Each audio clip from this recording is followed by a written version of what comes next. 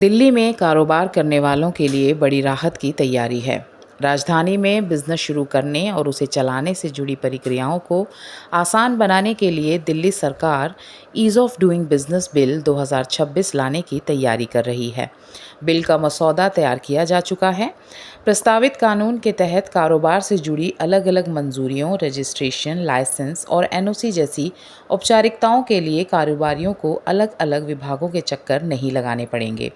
इसके लिए single window system तैयार किया जाएगा, जहां एक ही ऑनलाइन पोर्टल के जरिए तय समय सीमा में अलग अलग सेवाएं उपलब्ध कराने की योजना है। अब बढ़ते हैं अगली खबर की तरफ। दिल्ली के आर्थिक रूप से कमज़ोर परिवारों के लिए बड़ी खबर है।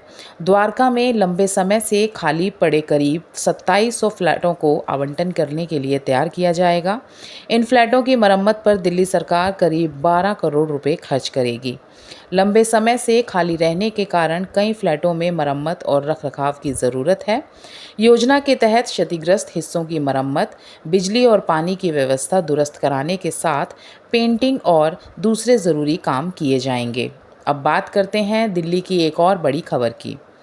पूर्वी दिल्ली में कांवड़ यात्रा को लेकर सुरक्षा व्यवस्था कड़ी कर दी गई है। कांवड़ मार्गों पर करीब 3000 पुलिसकर्मियों की तैनाती की गई है।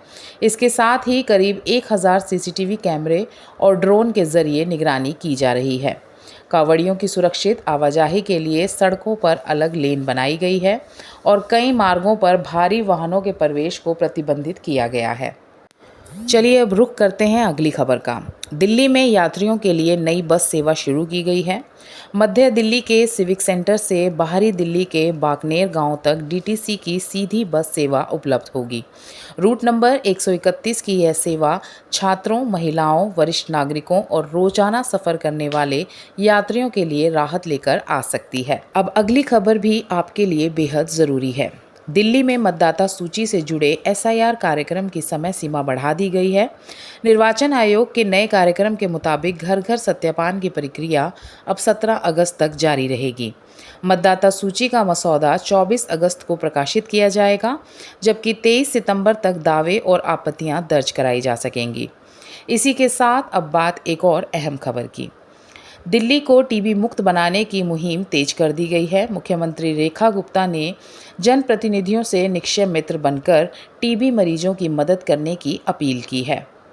अब नज़र डालते हैं राजधानी से जुड़ी अगली बड़ी खबर पर। दिल्ली को लो एमिशन जोन बनाने की दिशा में बड़ी तैयारी की जा रही है। राजधानी के 156 एंट्री पॉइंट और करीब 5000 पेट्रोल पंपों पर एएनपीआर कैमरे लगाने की योजना है। वहीं अब बात करते हैं दिल्ली की बसों से जुड़ी खबर की।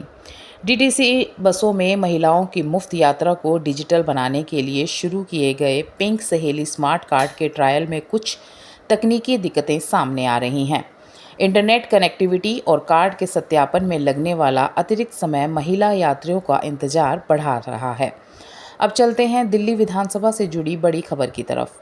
दिल्ली विधानसभा का छठा सत्र 7 अगस्त से शुरू होने जा रहा है। धमकी भरे ईमेल और अनधिकृत प्रवेश से जुड़े मामलों को देखते हुए विधानसभा परिसर की सुरक्षा व्यवस्था कड़ी कर दी गई है। और अब बात दिल्ली एनसीआर में प्रदूषण से जुड़ी खबर की। दिल्ली एनसीआर में निर्माण स्थलों से उड़ने वाली धूल पर अब और सख्ती होने वाली है।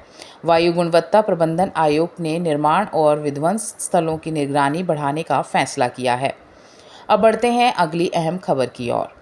राजधानी दिल्ली में पिछले 2.5 वर्षों के दौरान मादक पदार्थों की तस्करी के आरोप में 254 विदेशी नागरिकों को गिरफ्तार किया गया है। अब यमुना से जुड़ी बड़ी खबर पर नज़र डालते हैं।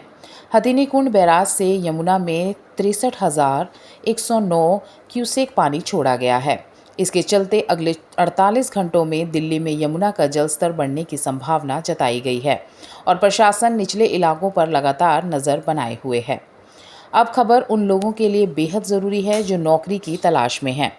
दिल्ली साइबर पुलिस ने नौकरी दिलाने के नाम पर बेरोजगार युवाओं से ठगी करने वाले एक गिरोह का पर्दाफाश किया है।